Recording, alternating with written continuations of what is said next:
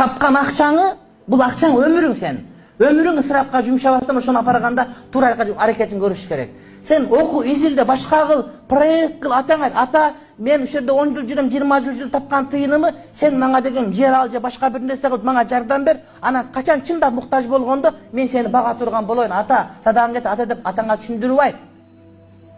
Атаң тойлорго 5 сомдон кошуп отуруп, сен барганда бурдушун тыгып отурбасын. Жок деген эчки алып койсун сен атаң. Эчки туйт 2 жылда 8'de анан барып эчкиге бай болуп кетесиң дагы, жок деген сүт менен башыңы балаңа бага турган болосуң. А биздики кандай? Иштейт, Орусияда иштейт, Кореяда, Казакстанда. Акчаны жиберет, барганда акча дагы жок, сен чөнтөгүндө акча 1 жылга жетет, 1 жылдан кийин тиктешип отуруп каласың болду. Атаң азыр жаш. Атаң азыр ким койсоң дагы үйлөнгөн жыл апаңа чыдап коюп. Ал мен бак дейт. Азыр муктаж эмес азыр.